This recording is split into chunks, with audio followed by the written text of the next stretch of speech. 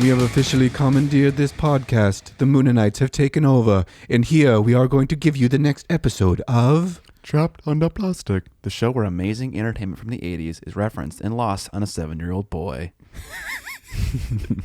Savage! You let your 7-year-old boy listen to this show? Boy! What up, John?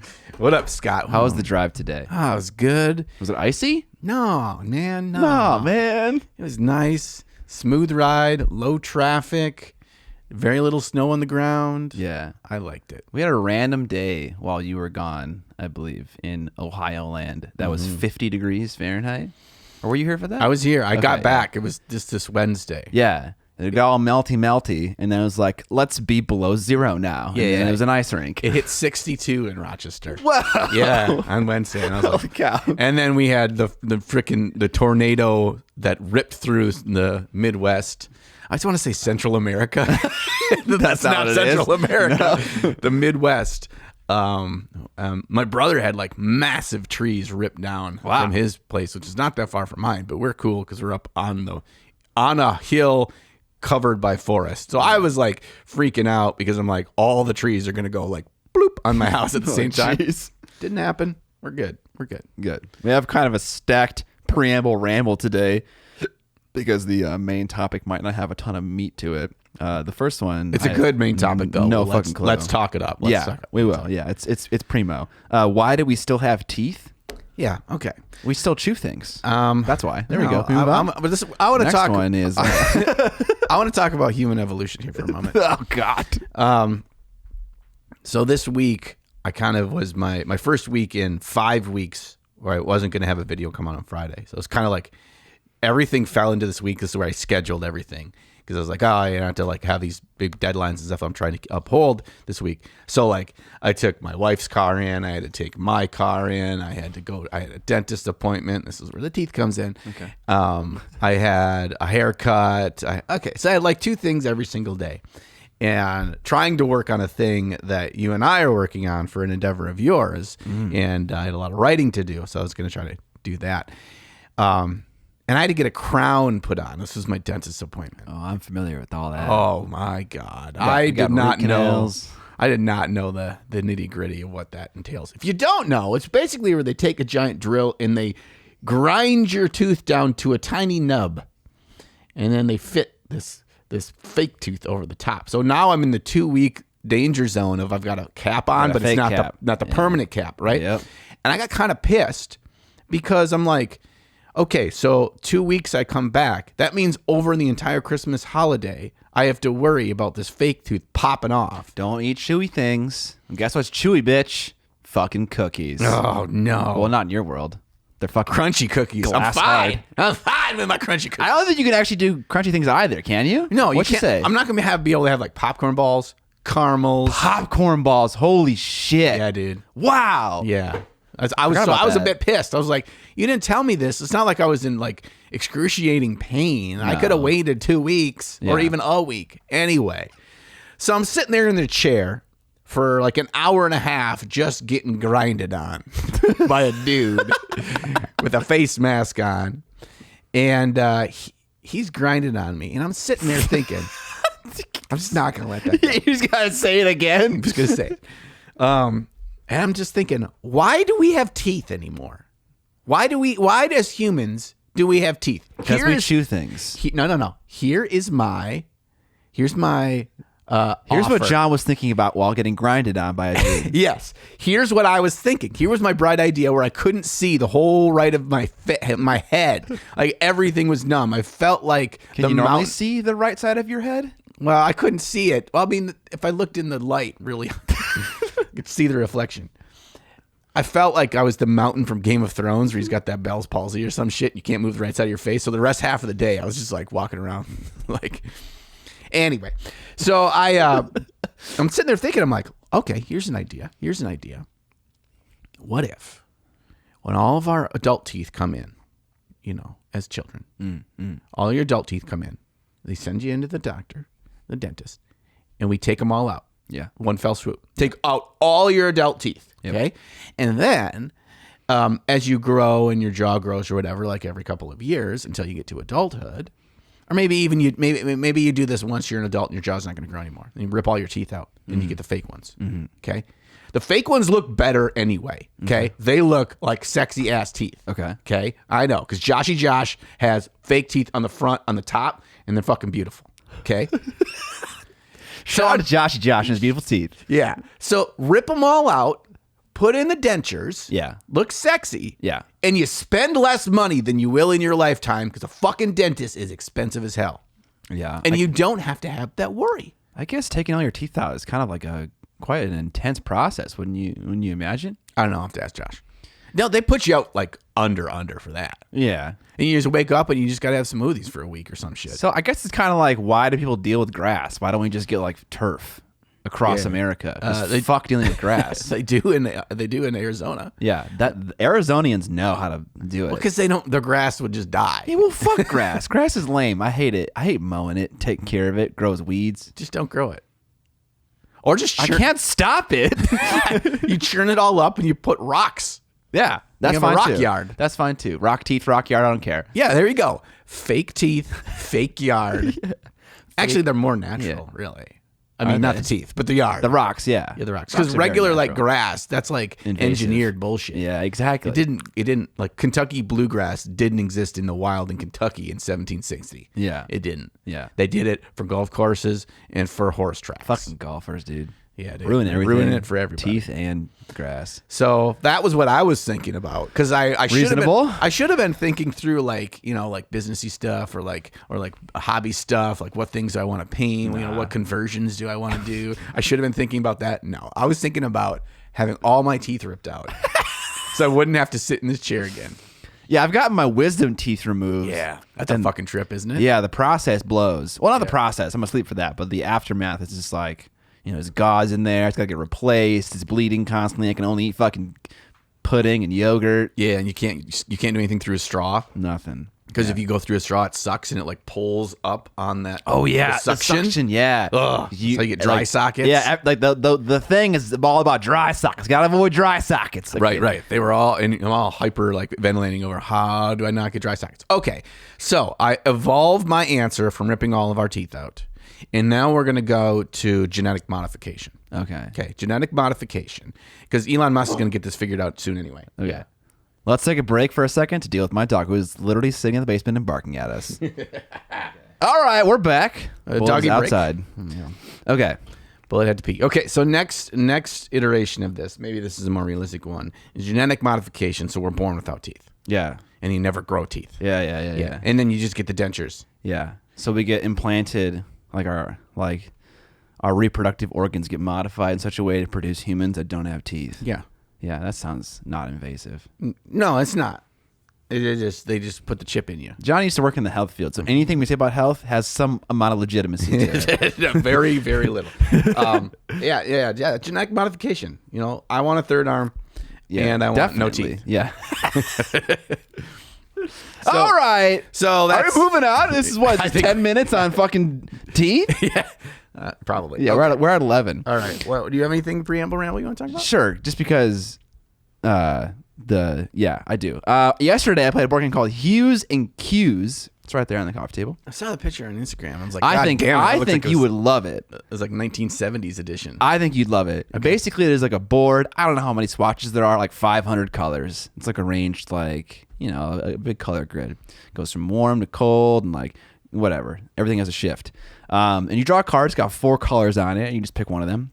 And in the first round, you describe the color you pick with one word. And you can't use a typical color word like orange or yellow. Okay. And you can't like describe it. Sunset. Yeah. So exactly. Sunset, chartreuse, fuchsia. Oh. So you can use those words. A synonym. Mauve, sage, you can use those words. Okay. And they take their little cones, everyone else in the game, and they put it on the square they think is closest. Okay. And then you do one more round. You use 2 words, and you can use the same word again. So you could say like sickly sage or like pale sage. And then they can place their second cone in an area they think is closer. Then you take this bounding box and you put it on top of the answer it's supposed to be, and anyone who's like in the vicinity gets points. But it's just fun to be able to I don't know, describe colors. I had a blast doing it. And I won, so that's why I liked it. Sounds an awful lot like Cones of Dunshire. Yeah, okay. I took a picture of that and someone DM'd me and said it's all about the cones. And I was like, son of a bitch. It's a good game, though, for people who enjoy hues and cues. Colors. Oh man, yeah, this is an artsy. You're gonna have don't play this game with like an artsy fartsy art school graduate though. Oh no, I mean that's the kind of person that would fucking love it though. Yeah. But yeah, they'd definitely crush. They'd be all over you. You'd like say a word, and then when they revealed the card, they'd be like, "Oh, that isn't that. It's this." And they'd be like, "Oh, geez." Oh yeah, you're gonna get some actuallys on your color choice description. Definitely. That's not dirt. That's terracotta. All right, next one: hobby gift guides, hobby holiday gifts. Hobby holiday gifts. What's on your list? What's because it's this episode will be released right after. The 27th. Right after Christmas, but there's plenty of holidays still going on, or maybe you got plenty of holidays. Christmas, or maybe you get some gift cards and you get yourself some hobby holiday gifts. I brought this up because I got some early hobby holiday gifts, and I have an early hobby holiday gift for you. I've had one for you for the last 2 weeks. It's in my office. Oh, well, it doesn't exist unless I see it. But caveat: this is actually not from me; it's from Vince. Sucker. Okay. So Vince was talking about, how you have a new love for big eyes and thick thighs. I do. So he was like, I think Scott should have this. And it is a pinup Warrior of the Sun model. Yes. And he had a couple that he had me choose from, and I was like, I like this one because she's got some cool action, but she still meets the pinup, and it's the plastic. So I don't know if we've talked about this yet on the podcast. My newfound love for thick thighs and big titties. No, it's I have to copyright the phrase for big eyes and thick thighs because that's exactly what this is. Okay. I mean, there's some big old tatés in there too, but yeah, excellent. Well, thank you, Vince. But yeah, so I don't know what recently when I was cleaning out my closet, and also because of the video before that where I was talking with Kat Martin, she paints a lot of Kingdom Death. She's got to be the best Kingdom Death painter in the world, in my eyes. Oh, yeah, I agree. She's just freaking phenomenal. Yeah, I'm just like crinkling this plastic bag in this mic. I don't know what it is, but I was like, dang, this is like a part of the hobby. It's like those, I mean, the exaggerated body parts are actually great for painting because they're big and smooth, a lot of fun, a lot of big blends you can do on those. But yeah, previously I was like totally like against it. I was like not against it, but it just wasn't an interest to me.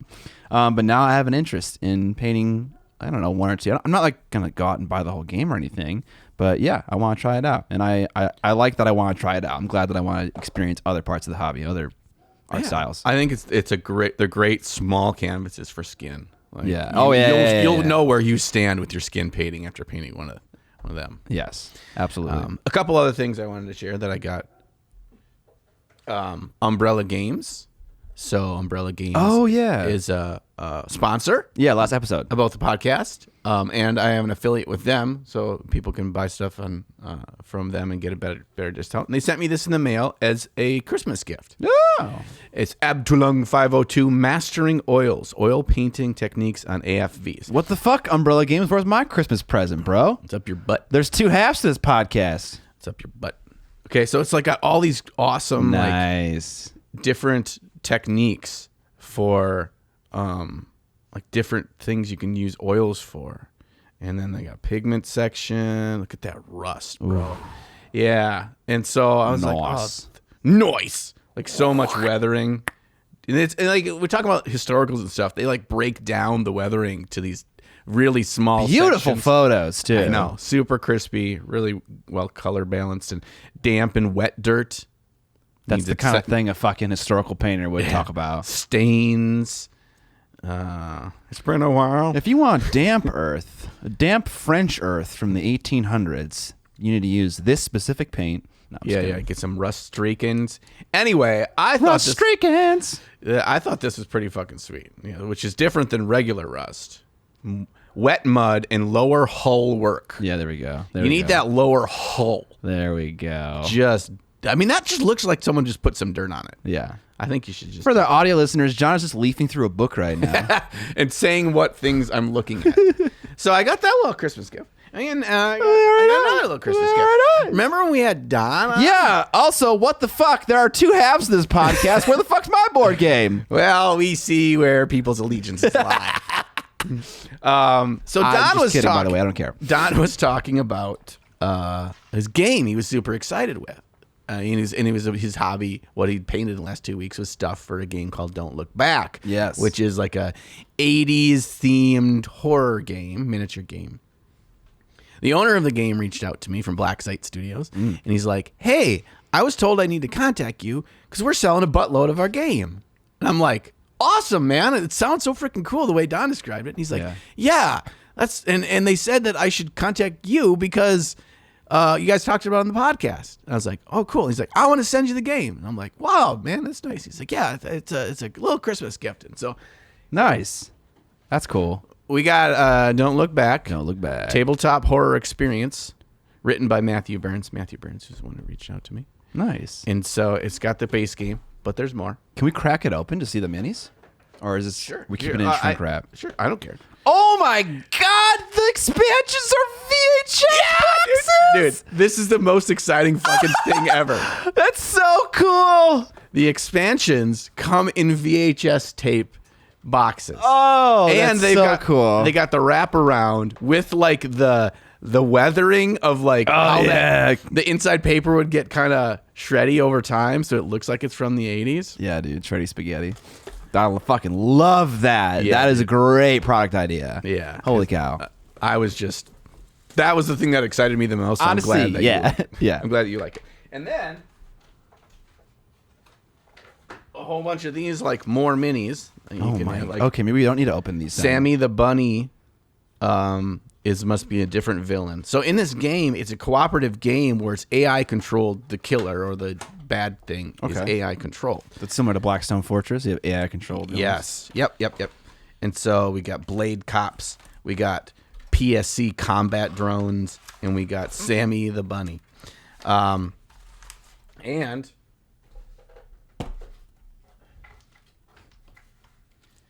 we got bonus cards, the fucking hologram limited edition bonus cards, including Max's jacket. Okay, I'm shocked these are actually cast resin. Yeah, they're cast resin models. I don't know who designed them, but are these spin cast? Someone in the comment should tell me if spin casting is a thing with resin. Like what? For pewter, they'll put it on like a circle disc, and like the thing will actually spin while it's like curing to like force pewter to the outer edges of the to thing all the little details with centrifugal force. Centrifugal? So you just have like a guy on a bicycle that's attached to a wheelie do, and he just spins really fast. Industry standards to have a guy on a bicycle. Yeah. Okay.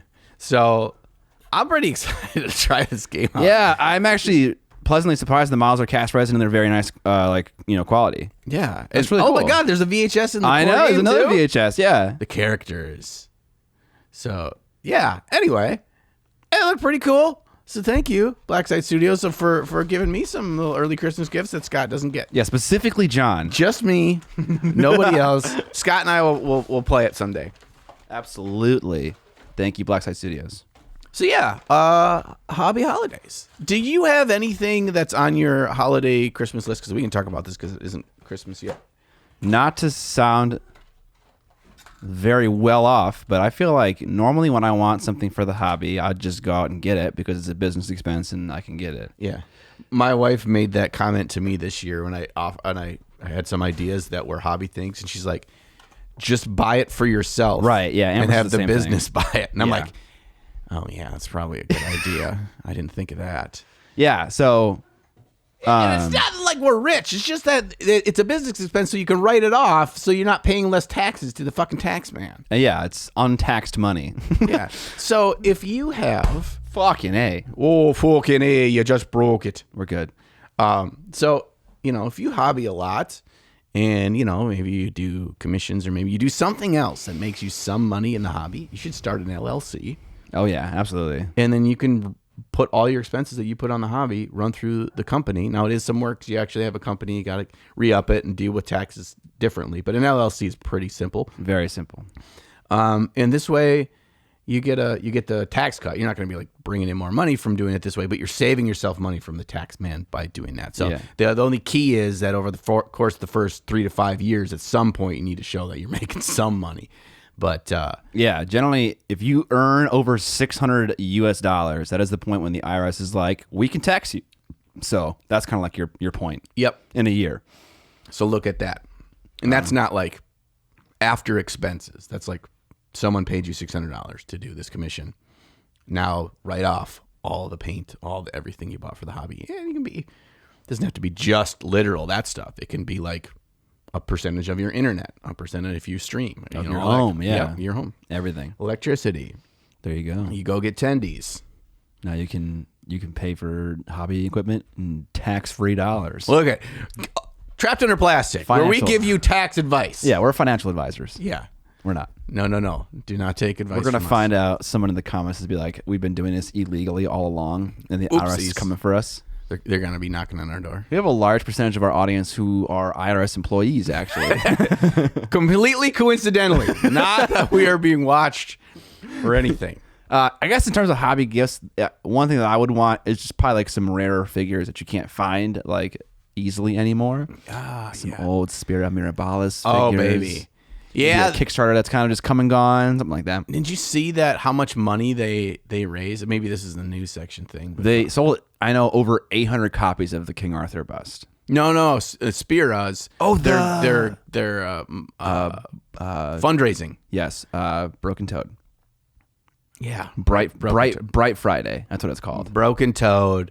That they did the fundraiser. They're going to give away like 8 Spira busts, and when I heard that news, my brain did 2 things. One, it was like, awesome, they made a ton of money. Yeah. That's great that they're raising a ton of money. I think it's for a child cancer research. I can't remember exactly for what the charity was. But anyway, but the other side of my brain said, I donated for that. And that means my chances of winning one is going to be so much less because everybody else is in the pot. That's fine. Maybe I'll still win. Did you win? I don't know. They haven't drawn yet. How much money did they raise? It was like $35,000. Wow. Yeah. It was a lot of money. I don't quote me exactly on the money, but that's the number that peeks in my head when I close my eyes and I look at the Facebook post. Dude, shout out to Broken Toad. That's amazing. So that was the news section item. Our news section's pretty weak this week.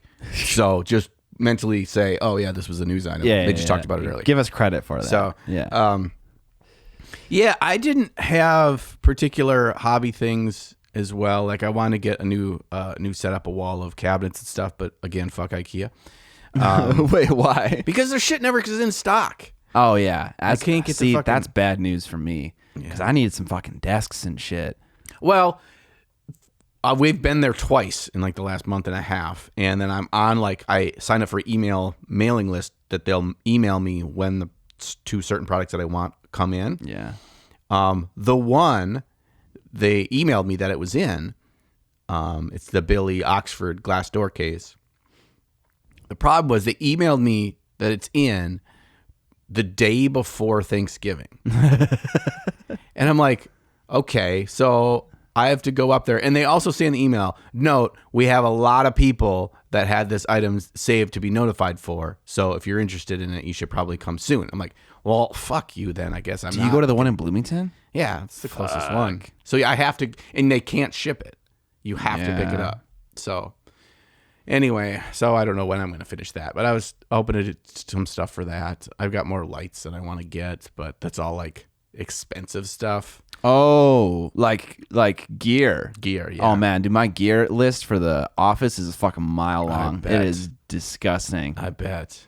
Yeah, I made some Black Friday purchases that were on discount for things that I needed. Yeah. So Yeah. we're Me too. there. I haven't got I bought a brand new shotgun mic. That my plan was to bring that to Vincey V's house to take some footage and stuff. The deity one. Yes. But I don't like to travel on a plane very heavy, so I didn't bring a camera or mic or anything, which I'm kind of happy.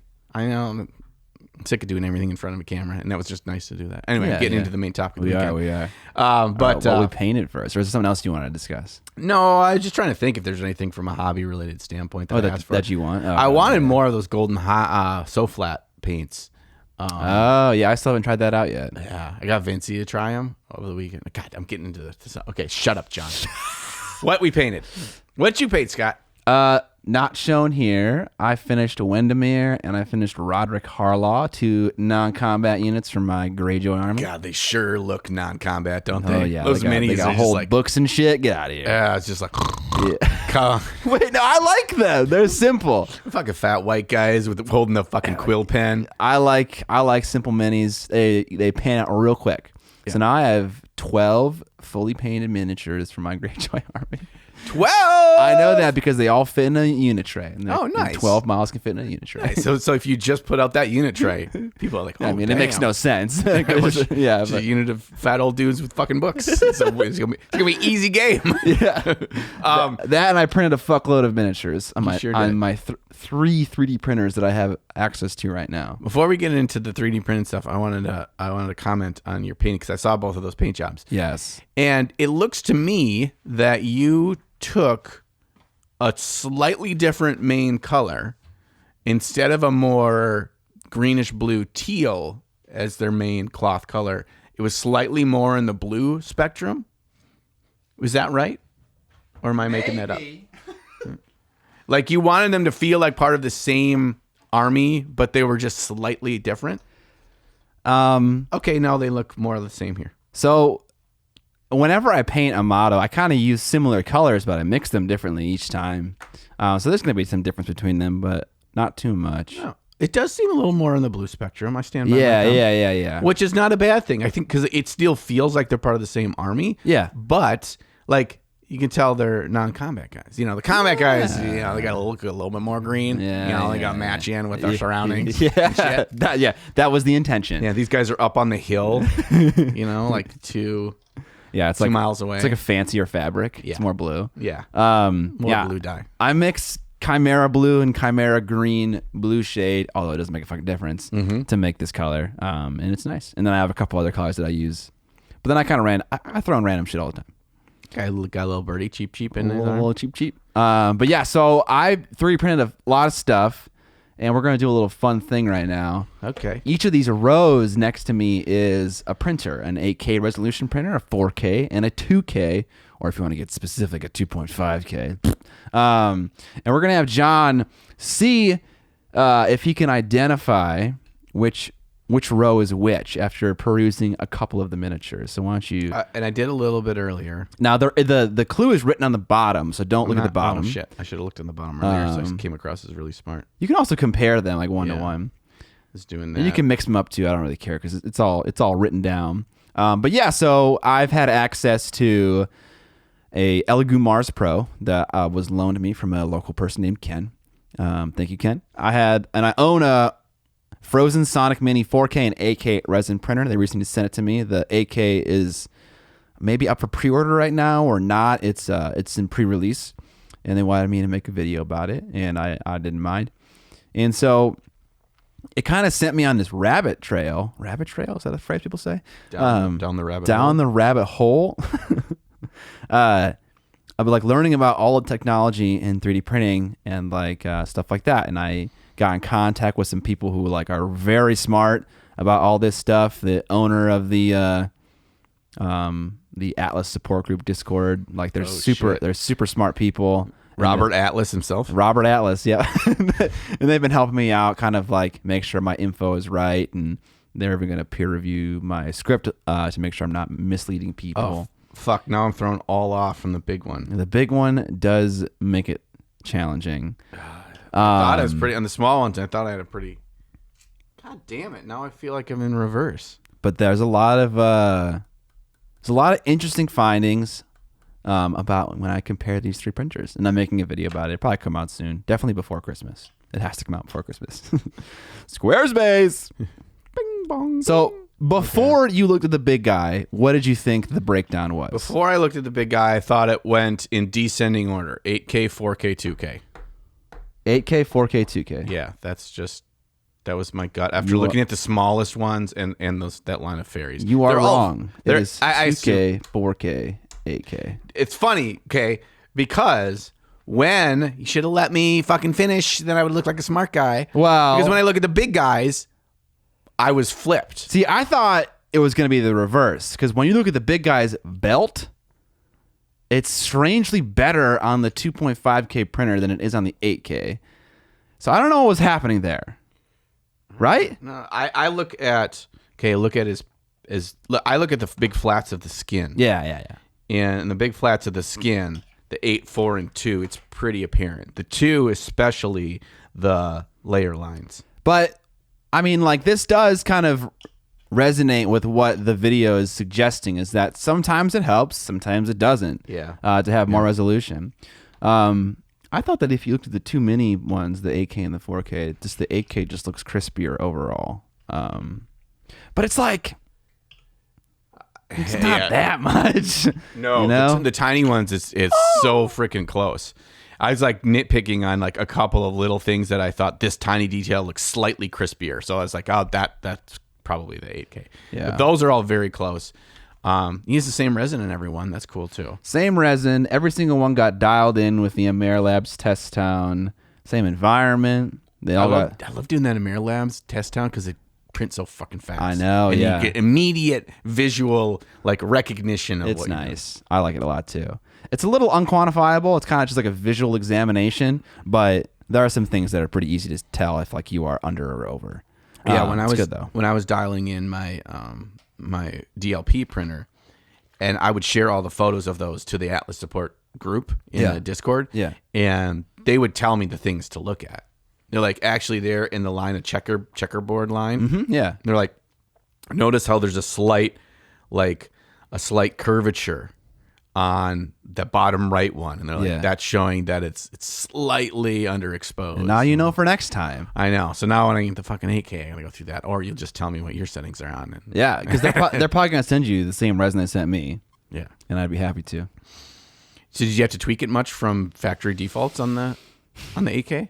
Yeah, definitely. I went through like 3 or 4 rounds of slowly reducing the exposure time until I got it right to the point where like thin supports would fail, but they're still working.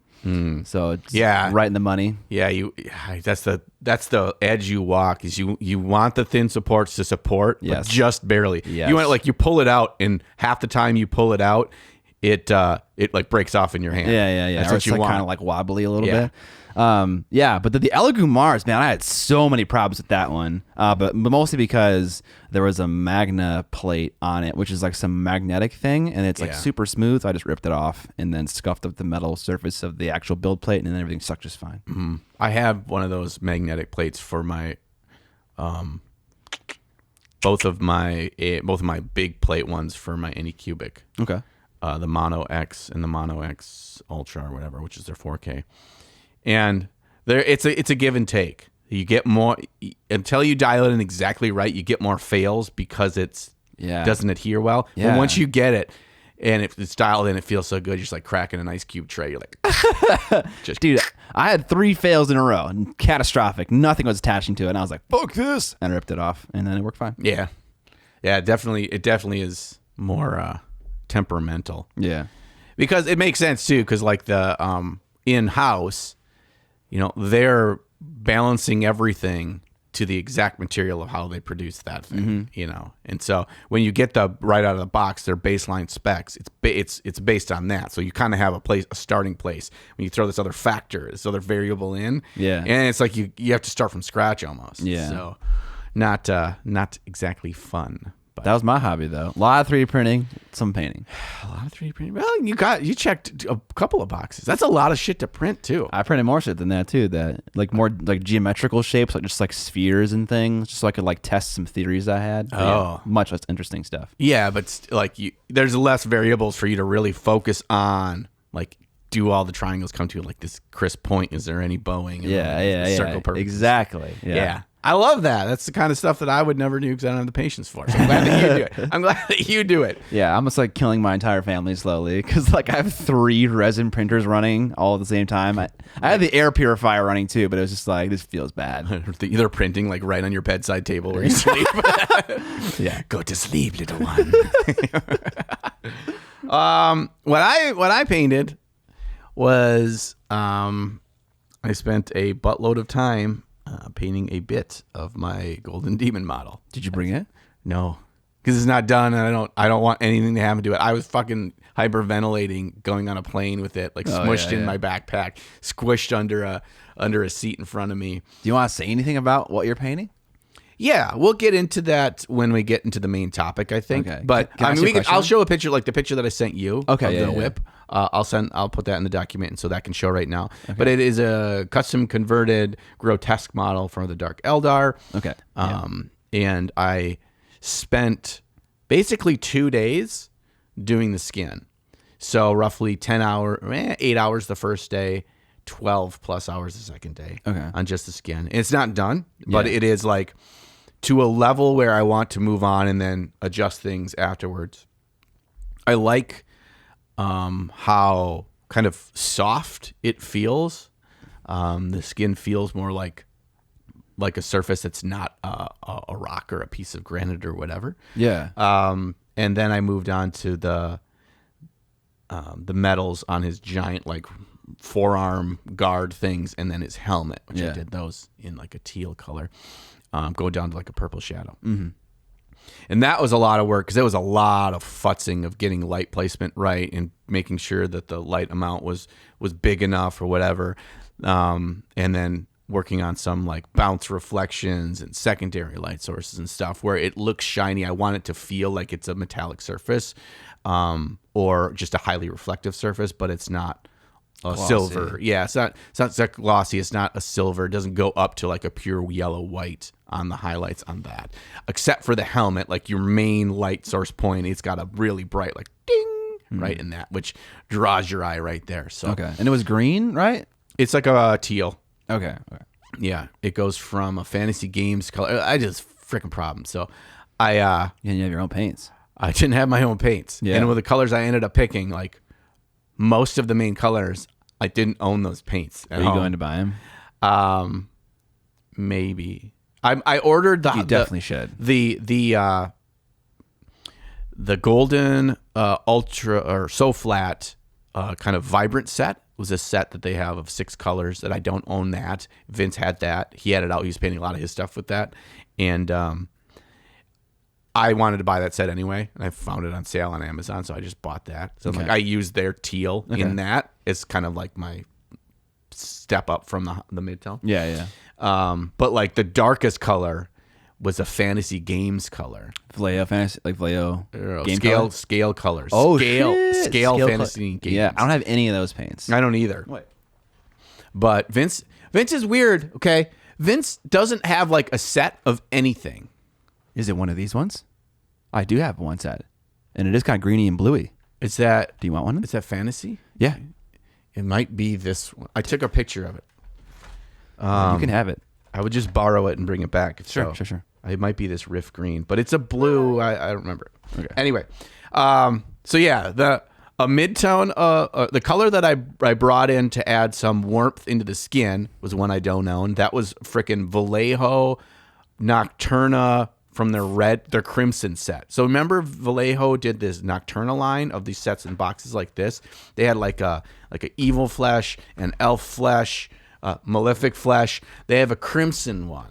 Oh, that's 8 different like spectrums on the red spectrum. Yeah, it's called it. Oh yeah, it's Nocturna because this is a Nocturnal model line right here. Yes. And now they make their own models. Now they make their own paints. The end paints. And so of course you can get all these on Amazon and eBay, and they're not very expensive at all. They come down to like $3 a bottle. Mm-hmm. But you can't find the fucking Crimson one. Like it's the only one of their sets you can't find. And I was like, why did I pick that? It was a really beautiful, like deep, slightly purplish crimson. Yeah. And I was like, oh, it's so cool. So crimson's a great color. So yeah, so every surface that I did, there was a main color used that I didn't own. And I'm an idiot. So So I did that. Yeah, it was basically 4 days.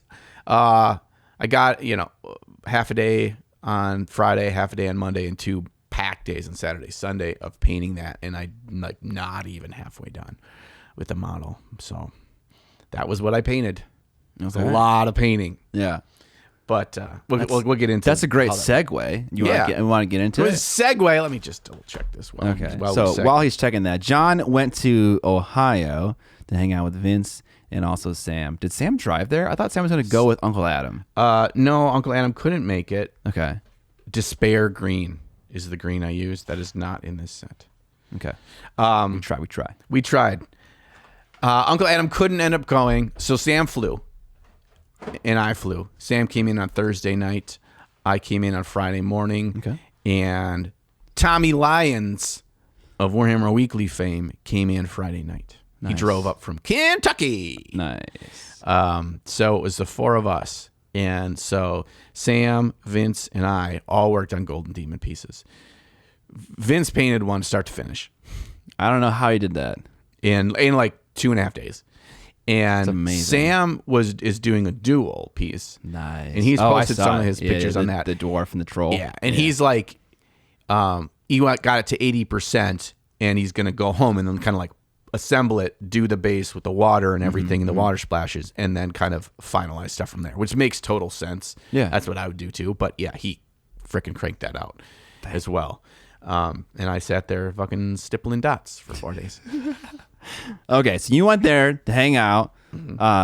That's awesome. Did you want to run us through it day by day, like we did last time? Yeah, we could do. I mean, I can go over different aspects of it. I want to hear all the gossip. Gossip. Okay, there wasn't a lot of gossip. Usually, we just so he got a TV in his area with his painting room, and Vince kind of upped his game a little bit this time. He bought individual lights for everybody to have in each of our own stations. Like the fold-up ones? Yes, the fold-up ones. Okay. And I spent the first day and a half, let's assume, okay, I'm going to try to describe this audibly for those audio listeners. I paint with like my wrists right on the edge of a table. Yeah. Because I feel like and my elbows are in on my sides. Because he wants carpal tunnel, that's why. I want to have the most stabilization. So I paint out here. And then I'm going to now move my microphone back to where I had my light for the first day and a half. For the audio listeners, it was 3 feet in front of him. The middle of the table. Which is a terrible spot for your light. Because it's just back illuminating the model. Yes. Yeah. You want the light to come from essentially your face. Yes. So I realized after a day and a half, I'm like, God, Vince, I can't fucking see anything. I was giving him shit so much. I'm like, Vince, your lights suck. This sucks. Everything sucks. He came out with another light that he uses like a little key light for his filming. He set it to 4500 and kind of put it up on his DM screen off to the side and angled it down so I could get more light. And then finally I'm like, oh wait, why is my light way back up there? Let me do this. Okay, yeah, now I can see it fine. It was plenty of light. I just there's a user error in that process. Yeah.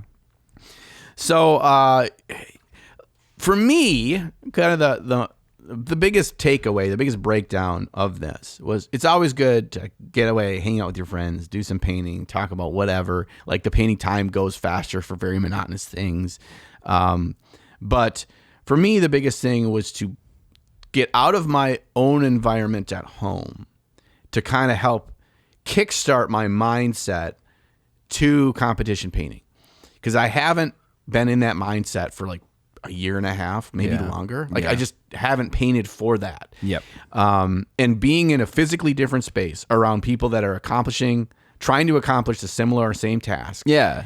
And having the dialogue kind of just like going with that task. Different priorities too of these people, right? Yeah. Like if you're around me, I don't have that much of a priority to paint Golden Demon at the moment. So yeah. And so it was it was like, this is what we're here for. We're going to help each other out. And it just, it didn't take me long. And it was like, boom, I was dialed in. Once I started okay, this would be a step. Like that skin, I'd paint that whole skin in an hour if I was doing it for a video or just doing it from an army or whatever, or doing it on stream. Yeah. But there, it was, everything was trying to, and this is a problem I have in general, is I futz from step one. on competition painting. Like I'm futzing every tiny little step. Okay. And they told me, they're like, you don't need to do all that. You're taking so much longer because you're futzing from the very beginning. See, okay, what's confusing about that is when Vince came to my house and he looked at my Drazar piece, he was like, okay, if you want me to like critique this as if it was a golden demon entry, the blend here isn't flawless. It's not flawless here, etc. And I was like, okay. So like, yeah, I totally agree with what he's saying. But then he's also saying you don't have to futz. I feel like for GD, it is you have to futz. Mm-hmm. No, you absolutely have to futz. You futz at like step 7 of 10.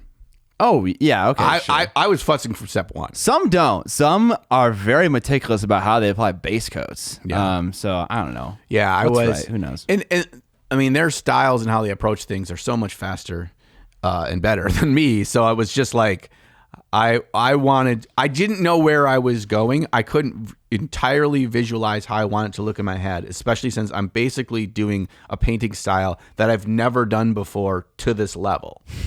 I've done stippling before, but I've never done it to like try to do it to a display level. Okay. And so it was learning and getting the feedback the Mini was giving me off of the work I was doing. What I didn't want to do was take an off ramp that I wasn't supposed to take, meaning I did the early steps too fast. You sealed your fate a little bit. Yes. And it was something it was either going to cost me twice as much time to undo that, or it was something that could not be undone. An example of sealing your fate would be applying a wash, an all-over wash to a base coat. That is like, well, I'm stuck with this color that I can't reproduce at all. Now I got to either fucking cover it up almost entirely or just live with it. Live with it, yeah.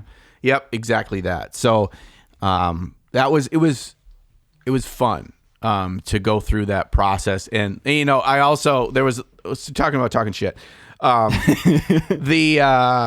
The running joke of the weekend was ragging on me. Ragging on you? Because you weren't there. Oh, shit.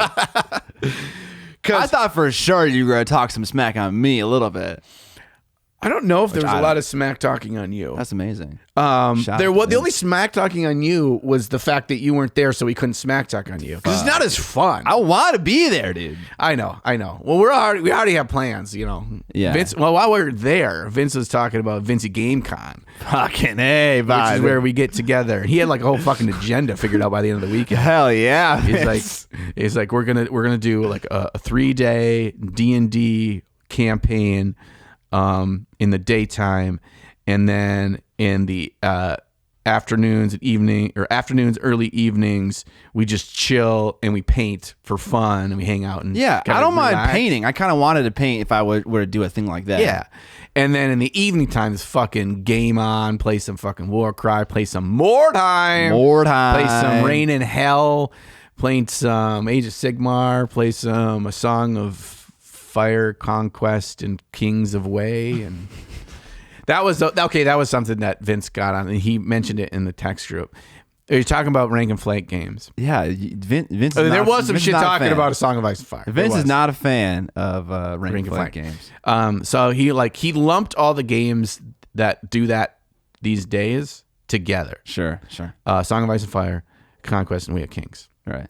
It's like they're all the fucking same game, the same little fantasy, the same generic visuals and whatever. Sure. And so it's like they're all the same. So everyone can now shit on Vince. Well, Vince can't defend himself. We had a conversation in Facebook about, like, I asked him, I was like, what is it about rank and flank games you don't like? And he said, X, Y, Z. So he had a list of reasons. He was just fucking with me. So don't give Vince shit. Yeah. Oh yeah. None of this is serious. Like seriously hating on shit. But Vince also has a history of playing Warhammer Fantasy battles for fucking years. Yeah. So his points, whether you agree with them or not, were based on experience. Sure. Yeah. And so I was like, okay, well, it's not just like you looking at a thing from a distance and saying this is why I don't like it. Yeah. And that's okay too. If you're like, that doesn't appeal to me, a game doesn't appeal to me, a miniatures line doesn't appeal to me. Yeah. It doesn't for have whatever to. reason. No, it doesn't have to. You don't have to if you don't spend 100 hours doing that thing, you can't have an opinion on it. Right. You very much can. Just in this situation, Vince actually had done it, and then he doesn't want to try a different game that he foresees being very similar to the game. Yeah. The shitty game that was Warhammer Fantasy Battles. Okay, I haven't played Fantasy Battles in a long time, but me and Curtis were talking. Curtis has an ogre army that is all square bases because he played fantasy. And I have my wood elf army that is at least half square bases right now. So I might play a little bit of Warhammer Fantasy 8th edition. Oh, man. Get that corner of the tray right outside the sideline. Ooh, baby! Yeah. So he's had a history with it. Vince is interesting in that. I feel like we always talk about Vince. He's interesting in that he'll do something for a while and then be satiated for the rest of his life. Yeah. It's like when it came to like alcohol. He's like, I did that in my youth. I'm done with it. And it's like, forever? And it's like rank say forever. Rank and play game, same thing. He's like, I play fantasy for several years. I'm done with it. And it's like, what? I mean, like, so did I. But I still love it. But yeah, so that's kind of a cool thing about him, or a cool whatever. It's a character trait. Yeah. Other than painting miniatures, he says. Oh yeah, that door's never closing. Right. Yeah, but that's always constantly evolving. Yeah. So we talked about that. We talked about setting up the gamers weekend. And otherwise, we were just kind of. He's got. I say we had TV in there, and we watch random funny shit. We get music playlists going. Nice. And then into the evenings, we get more into the. As you are aware of the cycle of these, you get into the evenings. And you're feeling good. You try to find the funniest shit you can find on YouTube because you're feeling good. Yeah, because you're feeling good and you want to laugh. And we found some goodies. Of course, we had to watch fucking Malk, dude. We did. I've recently rewatched that. We didn't do redos of stuff we'd seen previously. Yeah. But other than that, I'm like, we have to. It was on my recommendation. I need some fucking Malk. Okay. And we found some other good stuff, and there was some like stuff that was very dated too. That was just like kind of cringy. And then we got on this track of, I think it's called Andrew in the Shadows. It's a YouTube channel, and Vince turned me onto this, and then we got sucked in. And then when Sam was gone, like the whole day Monday, we had Vince in the Shadows or something. Vince in the Shadows. Vince in the Shadows. Vince in the Shadows is Vince's spinoff where he paints miniatures, and there's just a backlight, and he's just a shadow. Yeah. But it's like a music review. And what we ended up watching is he's got a whole series on One Hit Wonderland is the name of his sub-series. Nice. And he breaks down one hit wonders and like talks about the history, talks about like how did this band get started? Yeah. How did the hit happen? Yeah. What happened afterwards? Did they deserve better? Kind of thing. It's really fucking well done. Did you talk about Warrant and Cherry Pie? That's one of them. We didn't watch that one. We watched such glorious ones as Butterfly by Crazy Town. Don't know that one. We watched Flagpole Sitta. I'm not going to know any of by these. Harvey Danger. There were some that you had heard of. So maybe I know the song, but I don't know the name of the song or the artist. Yeah. Definitely. We did watch quite a bit of 90s stuff because that's both kind of our wheelhouse. Yeah. But there was some more recent stuff and some older stuff too. There was Flock of Seagulls. Okay, I know that one. Okay, so Flock of Seagulls. Flock of Seagulls, his hair is fucking weird. Yeah. Like, super weird. Yeah. And I always wondered, like, because in the 80s, when you had fucking crazy hair, it was crazy, but it was kind of brought down just a half step because, like, other people had that crazy hair. Yeah. Too. Okay. Right? Like everyone's giant, doing it kind of thing? Yes. But with that guy, nobody had that haircut, and it never caught anywhere. So I kind of never asked myself the question, but as he's kind of telling their story, it was like, how the fuck did he even get this hair? Like, why? How? Where does this even come up from? Because it's got to evolve from something. The reason why is the lead singer, his day job was a hairstylist. Nice. So and then I'm like, makes total sense, Yes. right? If that's what you do, you come up with your own crazy shit, and you try it on yourself. Yeah. You know, it's like a tattoo artist tattooing their own thighs. Right. They're kind of do something crazy. Yeah. So anyway, so we got sucked into that, and there's a lot of that stuff going on. But yeah, okay. So to the actual technical painting side, I made a comment to you that my piece, to the point that I'm done with it, looks way different than I thought it was going to look. Yeah, and I had some observations because you mentioned stippling, but you don't have anything else you want to say about that? Do you want? I can tell you why, how it looks different, why it looks different. Yeah, tell me. Yeah, Okay. What's going on there? In my head, how I envisioned this piece was very lighted very dramatically. Okay. Because on the base, which I don't have a picture of here, but I'm very happy with how I sculpted the base all out of GW bit, so it feels very much in universe. But it looks very unique because it's kind of all hodgepodge together. It's kind of made to look like a tunnel on the ship of aliens, like going down the catwalk, right? Yeah. And there's one of the pieces has one of their little like lights attached to the bit, right? It's like a little floodlight thing that's got the wire grating around it. GW does that in their 40K stuff sometimes, and it's kind of like just above like ankle height, like you're going down there, and there's low lights, and then there's lights in the top of the hallway. Yeah. And so I was going to have that light be like a hazy red, and then as like kind of an ambient light from behind and below, and then above and ahead is going to be off scene, is going to be kind of the random cool light, LED spaceship light. Yeah. Yes, that's there. So you're going to have this really dramatic bright light coming down there, and then a red glow or orange glow or something coming up from below to give the volume and bouncing lights. That was my plan for the piece. And Vince says, let's go back. And he's like, that's a terrible idea. Like, oh shit, why?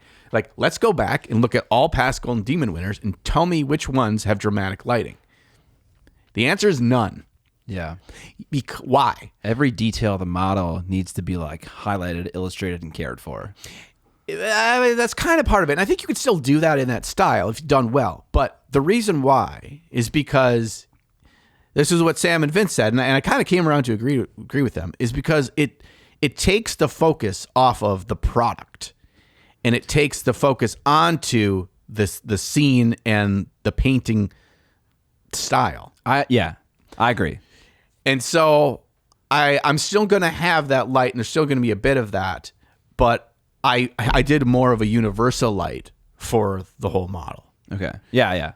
General highlighting. Yes, general highlighting. Now you still have to be focused on where the strongest light's going to be, right? Like on his helmet, it's going to be the brightest light, and as you go further down, the highlights aren't as bright. So you're still using some nuance there, but it's still showing you like a nice, well-rounded focus of the model being featured. Right. Yeah. Okay. So essentially, the advice is Occam's razor. Keep it simple. You know, I feel like complicating it with stuff like that just makes it it makes it harder to win. Yeah. So as Ben Cantor is listening to this, because Ben Cantor paints in that style of highly dramatic, light-focused environments. Yeah. That's kind of a shtick. Ben, this is your notice. I think if you're very good at it, wouldn't you think there's still a way to do it while also showing off the entire model? I think there's a way to do it where that wins, but I think that's such a fucking narrow gap to run. It's like really challenging. Very challenging. Now, Ben's an amazing painter, so if anyone can do it with such the expert knowledge of light and color, it's that man. Yeah, for sure. But yeah, I completely I went about it in a different way, and what I learned was that painting in the Games Workshop style, the style that they appeases to them, is both more simplistic, but in the opposite edge of that same sword is so much more difficult. Yeah, it's so technical. Yes. Yeah. Yes, because you're not adding a ton of nuance in color and lighting and in ambience and all these things, but everything you do, nothing can be hidden. Yeah. And it has to be so technically good. I know, dude. Yeah. And my piece right now at arm's length looks, I fucking love it. That's great. It looks good too. I pull it up to like 6 inches. There's still a lot of not perfectly smooth. And this is where I have to learn stippling glazing better.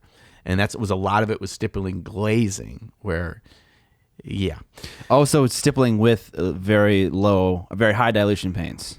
Yeah, I'm running the gamut. I'm going up to a thin base coat all the way down to dirty paint water. Okay. And I need to do more of that dirty paint water glazing. Now, there's a certain amount of that texture when you look at like Dave Caldwell's pieces that he does, that a certain amount of that is always there, and it gives that's why you stipple, right? Yeah. You want a bit of that. You just want to make sure that the transitions are kind of just like a nice little, start of the movie where it goes,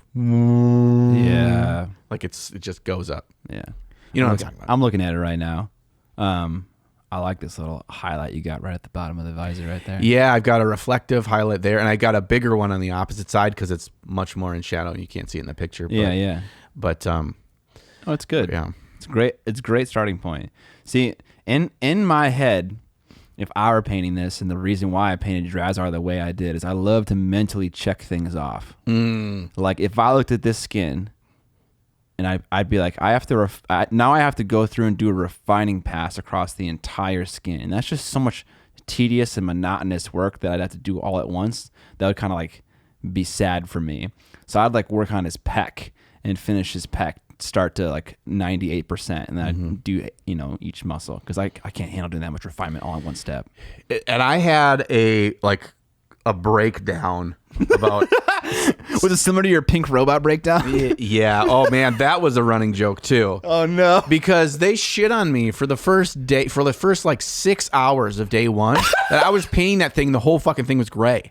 Yeah. And it wasn't gray, but under Vince's shitty light, it looked pretty fucking gray. Obviously, I had glazed in and I had stippled in that crimson, so it has more of a purple feel. But he's like, it looks great. It looks great. We're just waiting for you to go into the airbrush room and come back out with its own pink. No. I'm like, that's a funny fucking joke. Because that's a callback to our last Vinny Con where they said my robot looked gray the whole time. So I'm like, well, I'll just go do a nice like light filter of a pink over it to add some color interest. And I came back and the thing was fucking neon pink. Fucking neon pink. Again, because Vince's shitty lights in his room, I thought it looked good. And I came out into the real lights. I'm like, oh, fuck. Shit. Vinny, I blame it all. Vince, can we call you Vinny? Is that okay? Yeah. So Vince should just be the third person in this podcast. What the fuck? We talked to him. You just have a talking, just a picture of his face there. Right there. Yeah. And so I was dealing with frustration of color for the first probably 12 to 16 hours of painting that skin, but also it's not a small model. Like it's probably, I don't know, 60 mil tall. Like it's a tall model. Still single figure sci-fi. I think so. I think so. I'm not taking the piss, Darren. But it's all skin. Like he's got some fur over his gonads. He's got a little bit of fur on like the back of his thighs. Otherwise, he's all skin. So tackling all that, like when you can get to where it's like mostly completed to where I'm at, it feels good. But it was such a daunting thing. I was going through what you're talking about of just like overwhelmed of every new step that I did, feeling how much of the model I was going to have to do that on.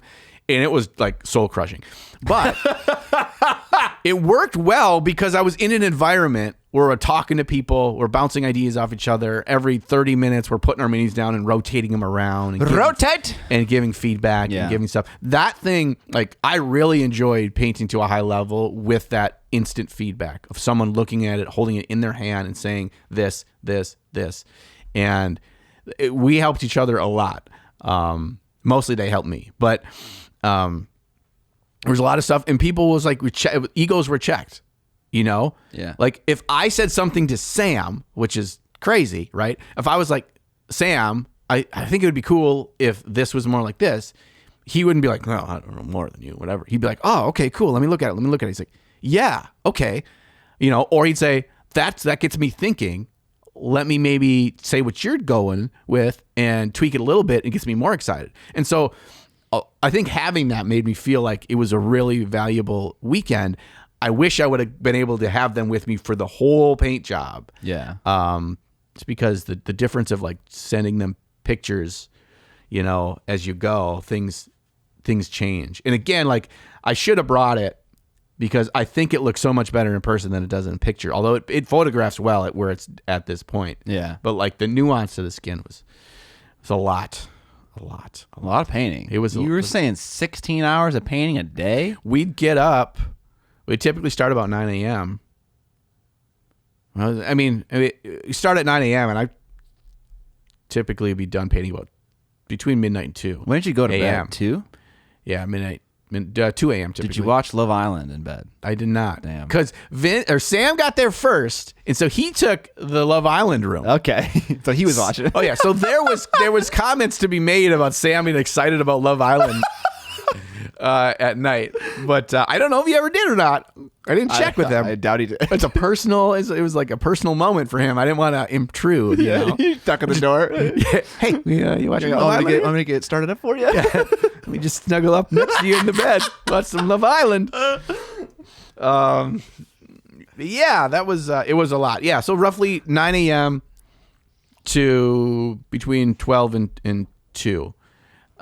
But the last like 4 hours is very little painting. Although Friday night and Saturday night, I painted because I felt like I was so much farther behind those guys. Like I painted longer. Of course, we had breaks and we were hanging out and doing other stuff or whatever. So it was like it wasn't nonstop. But for the most part, there was paint on brush for a long time. How's Kathy? Kathy was amazing as always. Did she feed you? Yes, she made this amazing Vietnamese dish. Oh shit! Yeah, she Damn, made her. I wish I was there even more. She made her own kimchi.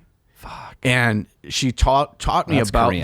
this fermenting jar that she uses. It's like make your own kimchi that doesn't stink up your whole house. Oh, cool. She did that with pork and rice. It's like $20 a bag rice, like expensive ass Japanese Yeah, rice, what the and fuck? it came out That's super just expensive. fucking perfect. Perfect gluten levels.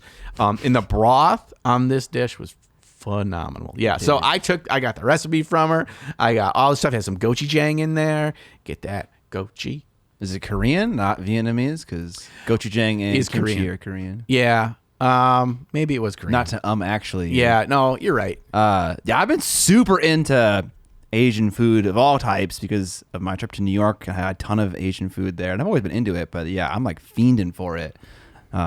So yeah, I'd love to hear that. I wish I was there to eat it. Yeah, it was good. Yeah, so that was amazing. She made amazing avocado toast, Kathy style, Nice. which is with a runny egg, a slice of Swiss cheese, and then very thin slices of avocado over the top. And I'm not an avocado person. Yeah, did you eat out at all? Did you eat at one of Vince's 3 staple restaurants? Okay, when we got there, we went to this place that I can best describe as Greek Chipotle. Okay. So you go through a line, but it was like fucking primo stuff, too. Dude. They had lamb bacon was an option. They had braised shredded beef. They had tofu, and they had a spit chicken. You could either have a sandwich or a bowl, and that was phenomenal. So we had that when we got in from the plane. He had this stuff. Kathy was at the Amish country, and she came back and brought something called chicken and noodles. You know what chicken and noodles is? Is it chicken and noodles? It's like chicken noodle soup, but it's not. Okay. Exactly. Like the broth is slightly thicker and more flavorful. Okay. You don't have a whole soup bowl of it. Okay. And it's just the noodles and the chicken. There's no veggies. There's no celery. There's no other stuff. Are Whatever. the noodles irregular and weird shaped and kind of chunky? They're fat. They're fat like egg noodles. Okay. They're really good. So she brought that home, and that was amazing. Nice. And I can't remember what other places we ate out, but yeah. Oh, we had pizza on Monday or Sunday night. Ordered in pizza, and it was okay. It was a place they hadn't tried yet either. Oh, nice. Okay, yeah. Got to They try tried a new place, and there was something else I'm forgetting. But we did the Mexican place. Yes. We did the Mexican place. Remember when we did the Mexican place last time? Yeah, it was good. They fucked up the taco order. We didn't know what tacos were. There was some weird stuff going on. Yeah, they didn't because they had all these different kinds of tacos, and so like me and Sam all like ordered a bunch of different kinds of tacos. They didn't fucking label the tacos, so you didn't know which taco was which, and they were a vast difference of tacos. Okay, this time we ordered, there was no taco debacle. That's good. Debauchery.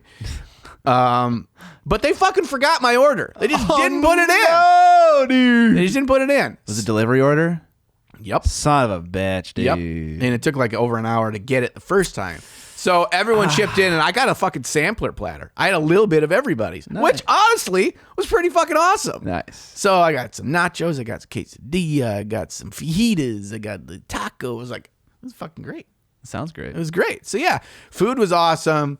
Hospitality was awesome as always. There's snacks. There's one of these giant bags of Costco that was cheese and caramel popcorn. Yeah. You know, it's like the size of a giant bag of dog food. Yeah. Right. Okay. Sam fucking crushed that thing in a day and a half. So, okay, did you bring any snacks to put at the altar of Vince? No. You didn't bring the man dots? I was going to bring him a bag of Dots pretzels, but when I travel, I get a little bit of like anxiety over baggage. Okay. So I wasn't going to check a bag. That was fucking straight out. Oh, yeah. And I decided I'm just going to bring a backpack. I'm not going to have a carry-on. Fuck this. I'm going to put everything in a backpack. And it fit. Everything fit. Other than the bag of Dots pretzels. It didn't make it. So what I told Vince was like, I felt bad because I really wanted to bring him Dots pretzels. I said, here's what I'm going to do, Vince. At Adepticon, I'm going to meet up with you. I'm going to give you a bag of Dots pretzels. Okay. So it's like, these are, like comeuppance. Okay, yeah. Dots pretzels. You have them coming to you. Yeah. And there's different flavors too, so maybe we'll give them some different flavors. The cheddary ones now? They're like Cheetos? Yeah, those aren't even like Dots pretzels. I want to try like them. baked. Oh, you haven't had them? No. Fucking phenomenal. Okay, yeah, definitely need to try them then. I've tried the Southwest ones. I haven't tried the honey mustard ones. Those ones are okay. If you like honey mustard, you'll like them. Okay. I think they're probably the staple though. He's as well as I know Vince at this point, he's just gonna want to stand by. Yeah. You know, 100%. So yeah, there's lots of treats. How many days? When was it? Was it Thursday to Sunday? What was it? I got I woke up to hit my flight at 4 a.m. on Friday, and then my flight left at 7 p.m. on Monday. Okay, shit. So it was roughly a half day lost on either side, not quite. So it was most of the day Friday, all day Saturday, all day Sunday, and most of the day Monday. Okay. So we didn't leave his house till like 5 p.m. on Monday to go to the airport. So yeah, it was that many days. Sam came in, like I said, Thursday night, and then he left Sunday night. So okay, roughly we each had the same amount of time. All right, cool. How are the dogs? Amazing as always. Excellent. So Vince has 3 dogs, 3 golden retriever girls, and they have such distinct personalities. And like the first time we were there, I was like, you kind of know Penny's a little bit older one. She's just kind of the mild, just happy to be there one. And Aspen is the talker. And she will just say, "Ah, rah, rah, rah, rah, rah, rah, rah, rah," and she'll go grab a toy, and she'll talk to you with a toy in her mouth, so it sounds like a dog going, rah, rah, rah. And then Lyra is the stinker that gets into everything. Right? She gets, like, you leave anything on the table, she freaking gets it. Okay. Yeah, and she's a troublemaker. She'll eat a whole tray of brownies. Yes. But at one point on Monday, Kathy had packed me a little bag of snacks to go. We're sitting down there and just like painting, and she comes down the stairs with a bag in her mouth and puts it on the table. She didn't open it. Yeah, she didn't open it. She didn't eat anything. She just brought it down. She's like, "You need these cookies now." And I'm Dude, like, part of the plan. yeah, all part of the plan. So dogs are amazing. They're dogs. Every time someone shows up, it's like the fucking world is ending. That's dogs. Yes. You have to like coordinate when the delivery guy comes. You got to coordinate. Yes. Put them outside. There's a routine. It's a 2-man job. Yeah. You can't do it alone. Yeah. They knew it. They got it down. Like they know. Yeah. All Kathy had to say is the delivery guy's here, and Vince is hopping out of his chair, and he's like, "Up, yeah, dog." Okay. Last question I have is, why did you decide to paint the miniature in the way you did? You mentioned painting it in a way you've never painted before, or close to a way you've never painted before. Why do that? Why not just exist in the comfort zone? It looks like David Colwell painted it, like the light version of David Colwell. Yes, because that was my goal. Is that the goal? Okay. Okay, because here's my thing. Here's your thing. Dave says he's not coming to Golden Demon, which is good for everybody because he'd win. Yeah, Dave's also like very modest about his painting skills. Yes.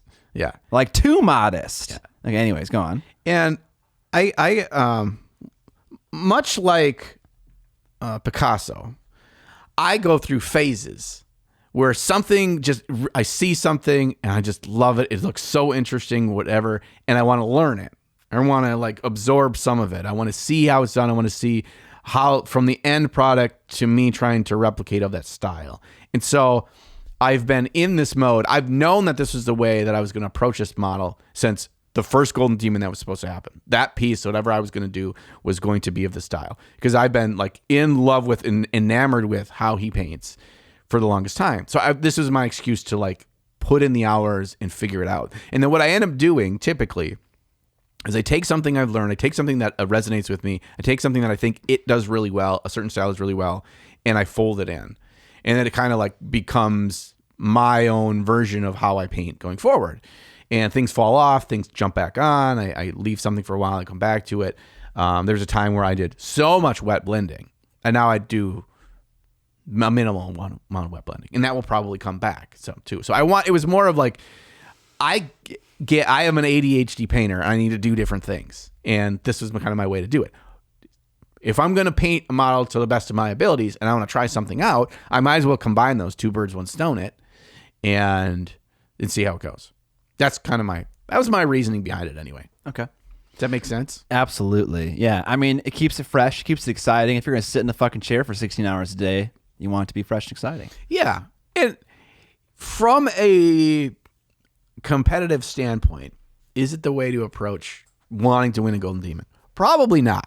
Because it's not something that I have enough experience with to know what to do at this step, or to know where to leave the paint off the model, or to know how to fix a thing. I don't have that yet. Yeah, but you know what you're looking for, and I feel like you're good enough to know how to get there if time isn't an issue. Yeah. Right?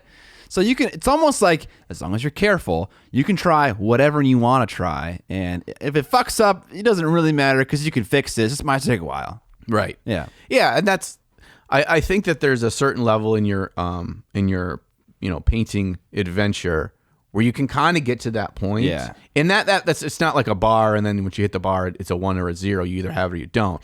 But the further along I feel like I've gotten in my kind of painting life cycle, the more comfortable I am with just kind of understanding how paint works, understanding how the tools work, and knowing that I can undo things, or I can push things, or whatever. Yeah, so yeah. I think that is the only kind of the pole that I've been leaning on with this. Otherwise, it probably would be a terrible idea. Okay. Yeah, so, okay. We have some time. We're only an hour and 15 minutes into this, and we have a fairly light news segment. So I have a question for you that's kind of related to something you mentioned. You said for the longest time you've loved Dave Colwell's painting style. Mm-hmm. And for a while I've had an idea for a series called Mimicking Our Masters. Yeah. Where it's about taking a model that someone else painted, say Ben Comets, and trying to replicate this paint job one for one, and then getting feedback from him about how he thought I did. Because I like to dissect stuff. That's the reason why the Heavy Metal series started, was to just dissect it and figure it out. But you might not do that for Dave Colwell in a typical YouTube video, because it might take a little bit longer to figure that out, right? And you want to do the piece justice. Obviously, yeah. Dave doesn't finish one of his pieces in 2 hours. Yeah, in 3 days. Yeah, Right. yeah. And so to try to, not look like you were like phoning it in or you're half-assing it, you're also trying to learn as you go too, which takes even more time. Yeah, you would take longer than they take. Yeah. Yeah. So the question I have for you is, I have a lot of things that if I wasn't a YouTuber, I would love to dedicate my hobby time for like 4 months at a time to one thing.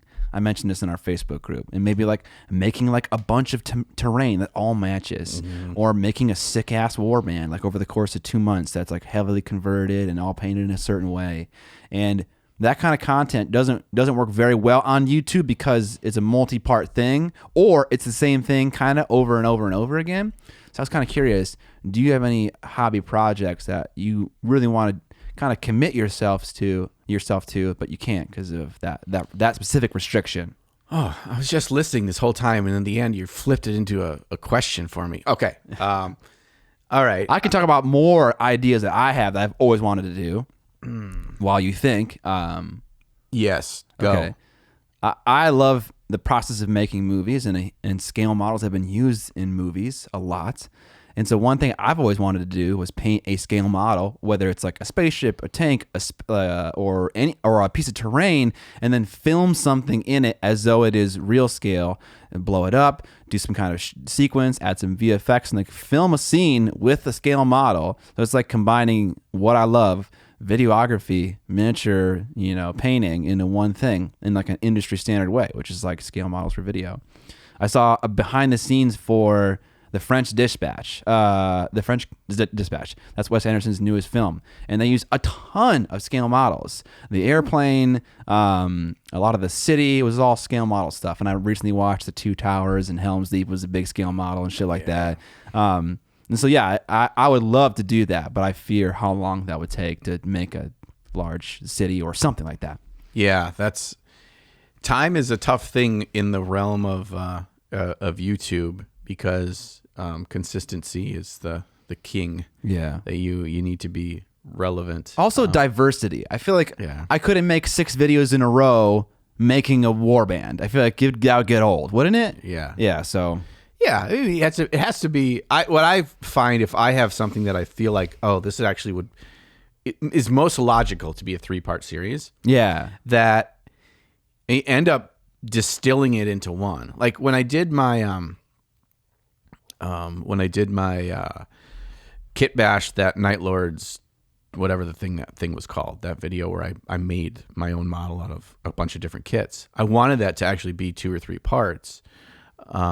But I ended up just doing one video where I just kind of distilled it down and like crunched it to a level that I thought was too crunched to make it into one video. And then I folded it into painting the whole army of Night Lords, and I painted that in that 15-minute video of painting the whole army. Yeah. Because 2 things. One, I feel a level of guilt of people saying like, oh gosh, he's milking this. I don't want people to think like, oh, he doesn't have any original ideas, or he's just going to keep going back to the well on the one thing. And that's maybe in my own head more than it's a reality. No, it's some people will think that, but it's the very, very like vastly minority. Okay. So I get comments like that sometimes. And then also going back to my hobby ADHD, like I'm always wanting to do something, like I'm excited about something new and shiny and different as soon as I finish up a project. And I want to separate myself from that too, because it keeps it fresh and new and exciting for me. Okay. So that's it. Oftentimes, from a basic level, to answer your question, I just wish I could paint to a higher level at a consistent basis for my videos. And I don't mean that like, oh, I wish I was a better painter for it. I mean that there's a certain ceiling for what I can get done and make a video, and to show it all, because another part of that is the technical aspect of it. I remarked, and Vince said the same thing over that same weekend. I'm glad I'm not painting this on camera. I wouldn't paint it as good. No. Yeah. You can't paint it as good if you're filming it. You can't. You just can't. You have to worry about it. There's too many factors that are also in there that you're always worrying about. And not just that, like, am I perfectly in focus? Am I getting the shot 100%? But your brain is jumping to different places. Yeah. And when you want to get in the zone and really kind of like, absorb everything and look at it analytically and look at it from the lens of an artist, at least me personally, my brain can't do both things at the same time. I need to just focus on a thing. So I feel like I wish I could just be like, I want to take like that bust I did for the present for my mom. Like, I want to take a month to do this, and I want it to be something that like I'm really proud, like display level piece, a piece that I would love to do. I can't do that, right? I mean, there's people that say like, well, just break it down into videos. Break it down. This one I'm doing the skin. This one I'm doing the cloak. This one I'm doing the whatever. I'm like, that's great. If you want to have 5,000 views, that's great. But people aren't going to want to come back. Yeah. When you do a series, most of the time you see a notable drop off. Yeah. As it goes down, because you feel like you need to reinvent it each time. Yes. And that is possible. So obviously ML does it in a very good way. He has a very large, exciting project that's very, outside of the box. It's crazy. He has a team of people working on it. So that it's not. I don't want to say that series aren't good on YouTube. I guess now that I'm thinking about your answer, and what I was trying to ask was really is a repetitive thing, right? Mm-hmm. Like I want to make a whole city's worth of terrain, and they kind of all look the same. Or just do anything for like a long period of time, I suppose. That's kind of repetitive. I guess painting a bust can be repetitive because you're working on the skin for a very long time. Yeah. Stuff like that. So yeah, I get where you're coming from. But that's my big thing. I don't have any specific projects that I can think of right now. Painting an army, like as like a normal fucking person. Right. Like just slowly. Yeah, I know. Maybe, I want to do just this one unit of 10 skeletons on this video. And then a hero. And then, you know. And then there's a certain point where like you really got to be creative in how you're broaching that topic. And also, even if you are coming up with like Emil does and like what Guy is doing with his Titan is with a creative way, a creative spin on each of these sub-segments, it visually is so similar. If I'm doing skeletons and then I'm doing blood knights and then I'm doing a hero, whatever, like it's all in an army. And so you're not getting a diverse group that maybe likes what I do, but they'd rather I paint a space marine once in a while. And it's like, oh, it's just another one of these death things. Yeah, you know? Another one of these death things. And even if you have got a catchy thumbnail and title, people they know, right? It's like, okay, it's a death thing. I won't watch this video because I'm kind of tired of seeing death things. Yeah. Yeah. So I know people in the comment section are going to be like, just do it. Just do what you want. And yeah, to a certain degree, you can just do what you want. I think I'd be okay with painting like a unit in my death army and doing like 3 videos in a row of that. I think I'd be personally okay with that. But what I wouldn't be okay with is like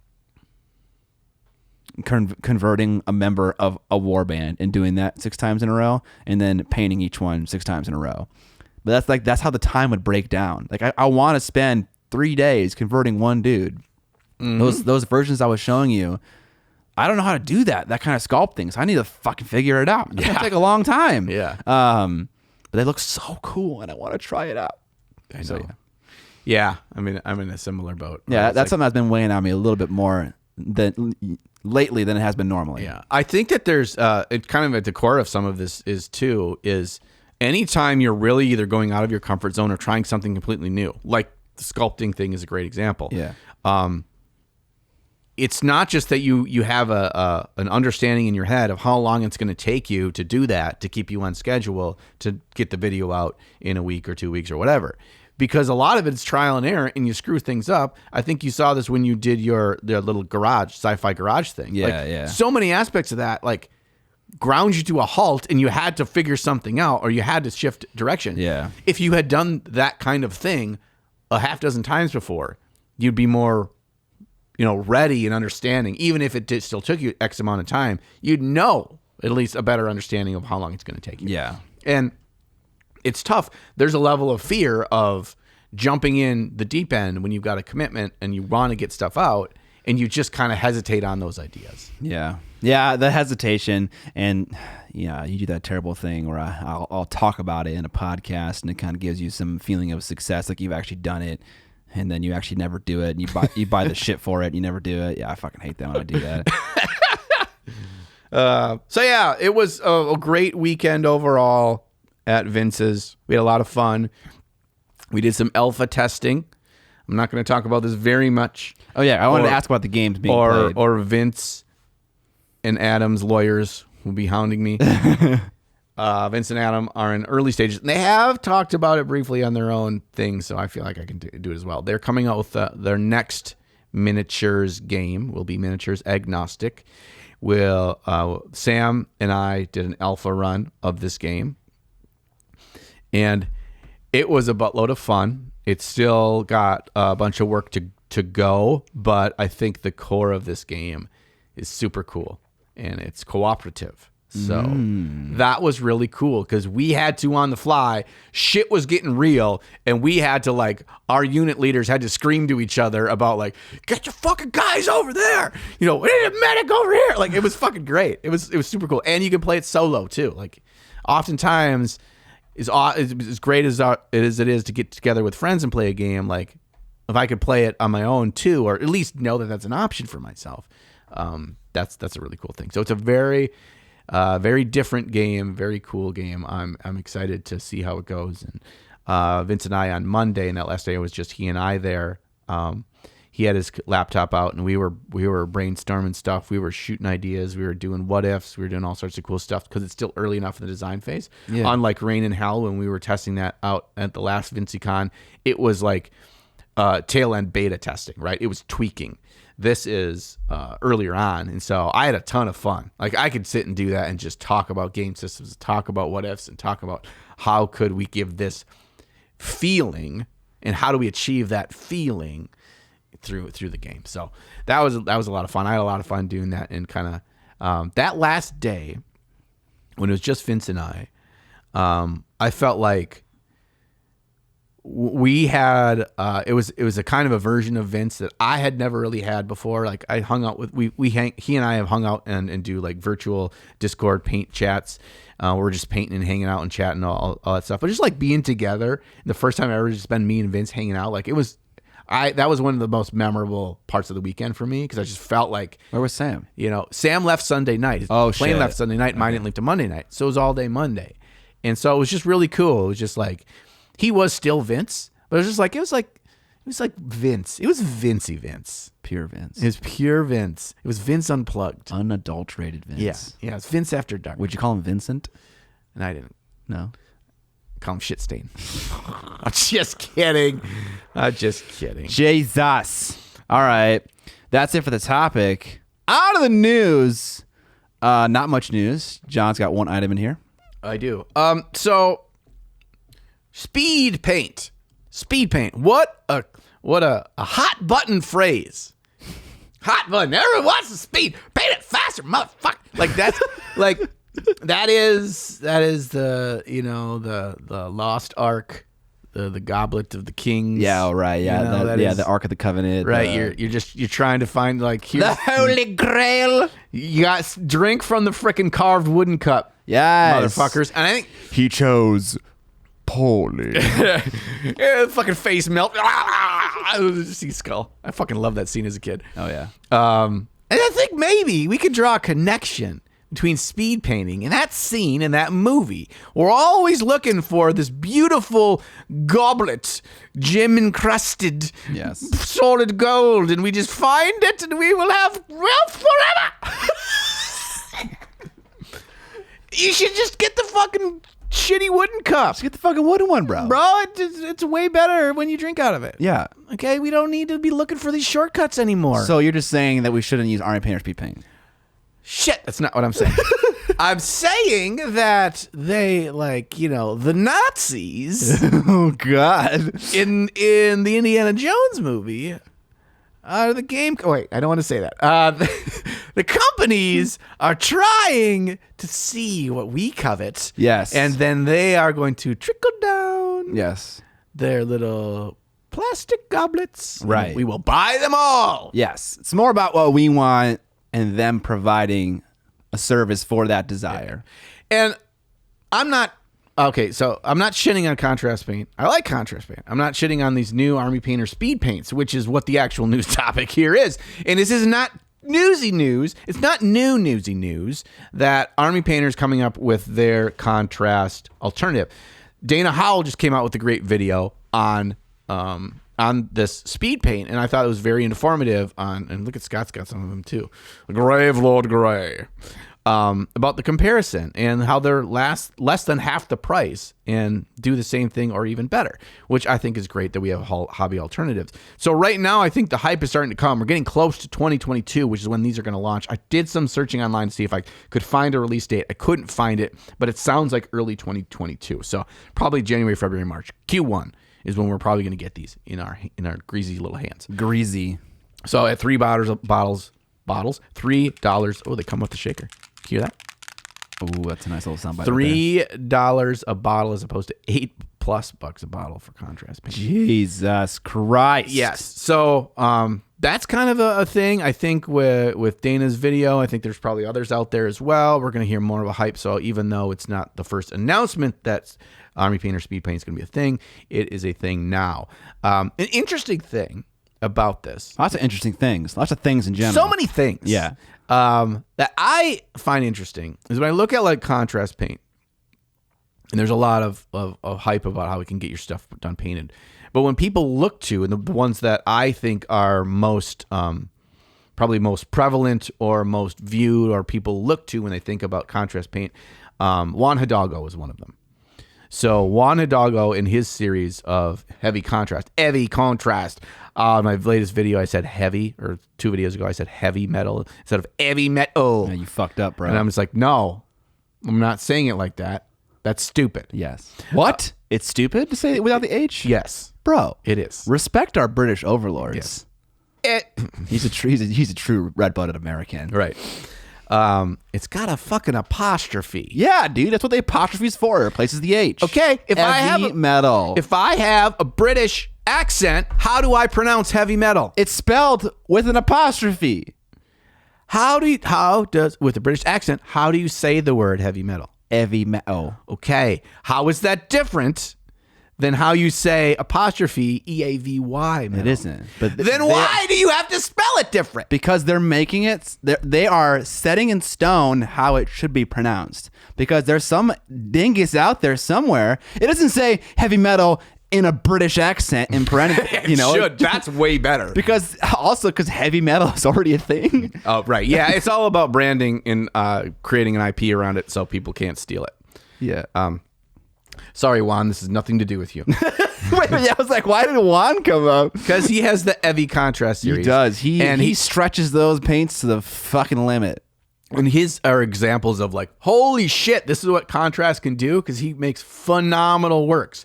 And then you see how precise and diligent, and I don't want to say time consuming in a negative factor, but he takes his fucking time and does it right. Yeah.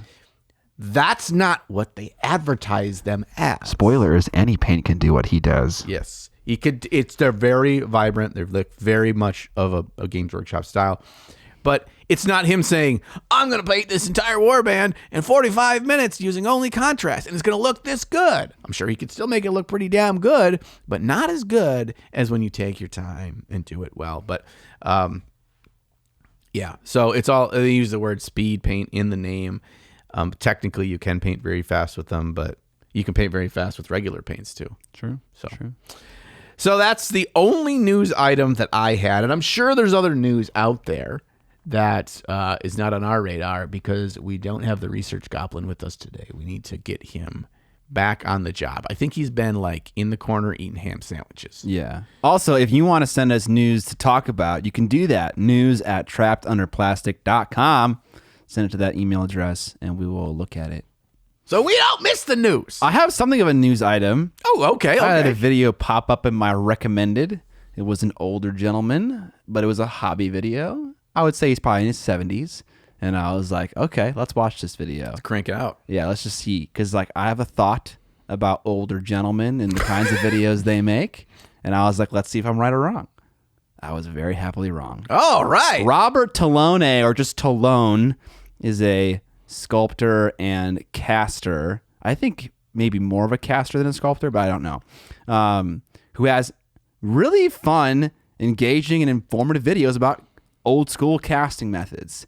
And I've watched 2 of his videos now, and they're like they're in the 10 to 20 minute mark. Okay. Multiple camera angles, quick edits, and I was like, fuck yeah, dude, this is sick. And also it's really interesting. He in his career has been a toy manufacturer.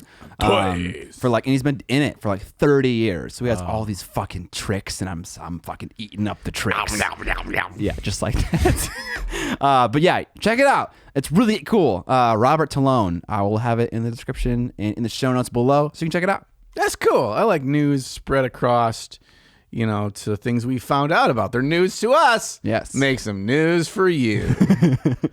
Hey, we don't have a sponsor for this episode, so instead we're going to have John show you the shirt he's wearing as our own sponsor as ourselves, because we officially have the Goody Peepees Destroyer of Tendies shirts, and Scott finally got them in the mail, so I get to wear it for the first time today. If you want to be cool. Long sleeves, too. Long sleeves and sweatpants. I made a sweatpants version. I don't know what the sweatpants version looks like. I assume amazing. Get them for your loved one. So if you want to be a Goody Peepee, you can already be one. You don't need a shirt to do that. But if you want to join the likes of famous people that wear this shirt. Like Jeremy from Black Magic Craft. Yes. And Tom Hanks. Which is just John. And Shakira. Is that me? Yes. Shakira. You too. Oh, real quick, I want to tell you a story. I would fucking love to be Shakira, dude. All right, I'm not going there. I'd love you to be Shakira too, Scott.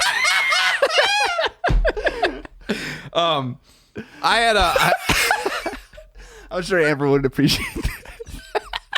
Shakira's a very good-looking woman, especially considering she's like 50 years old. Like, what the fuck kind of sorcery is she into? Yeah, dude, you all you gotta do is drink baby blood. Yeah, man. It's a simple fucking story. Jesus Christ.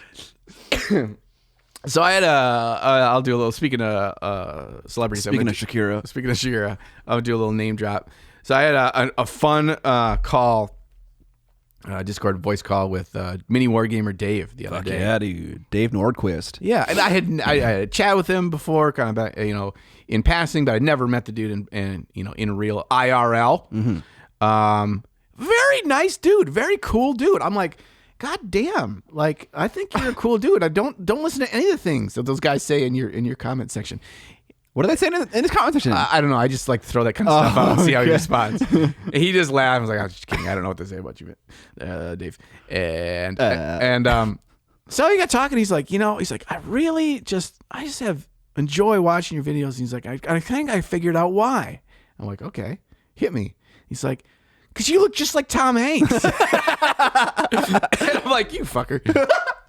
Who told you to say that? And he was serious. He's like, you look like Tom Hanks. And because people like Tom Hanks. Yes. He's like, think about it. He's like, he's such a nice, relatable guy in all the movies. He's just like, he could never play a villain. Like, he's just whatever. And he's just like, you're just like him. He's just like, people just kind of like you. And I'm like, that's kind of weird. Yeah, you're getting the mushroom effect from Tom Hanks just being a great guy. Yeah.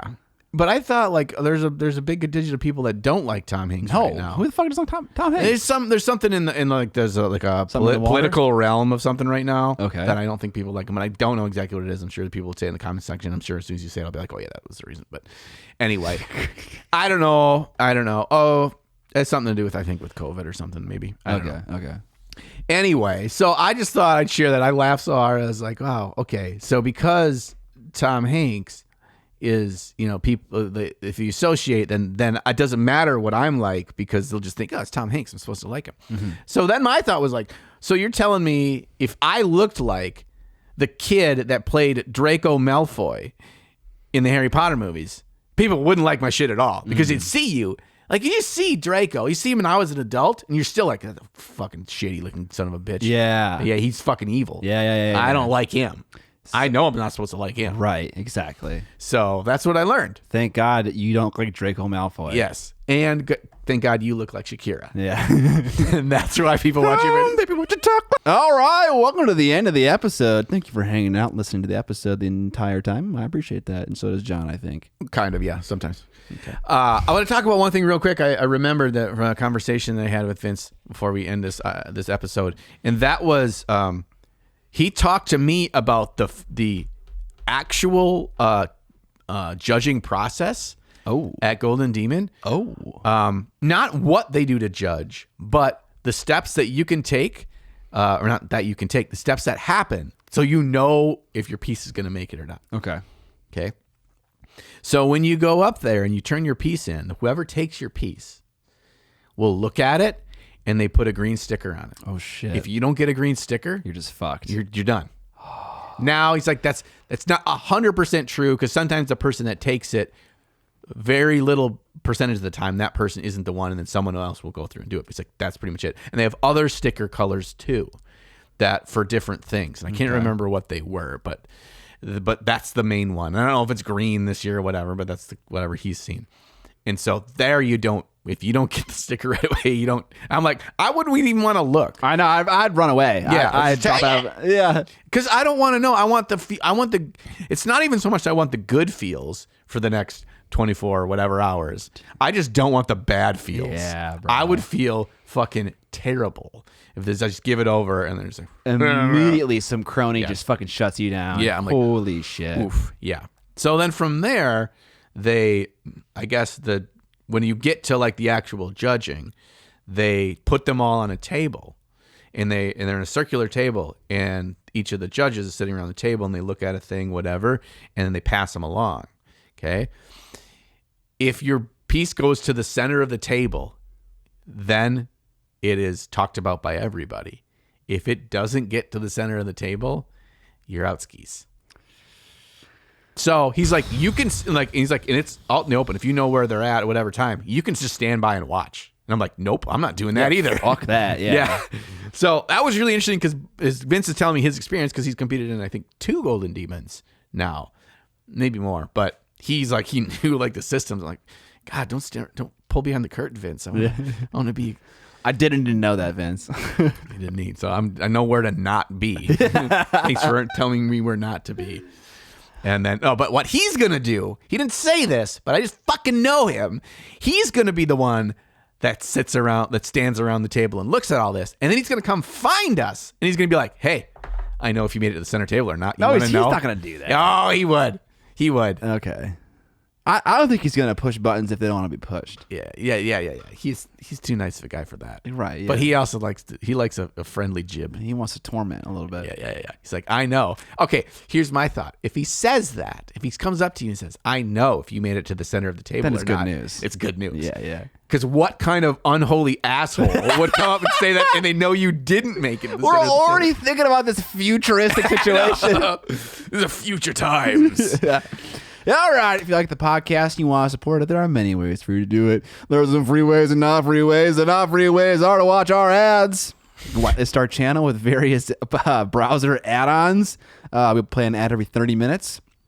You can share our podcast with your nerd friends. It's called Trapped Under Plastic. Maybe you've heard of it. You can also give us a rating on Apple Podcasts, Stitcher, Google Podcasts, wherever you listen to podcasts. If you want to spend some of your hard-earned dosh, you can do that on Patreon, where we release an extended episode. We're talking about things like cool models we've seen painted by others. We talk about new things we've tried out and failed and learned from.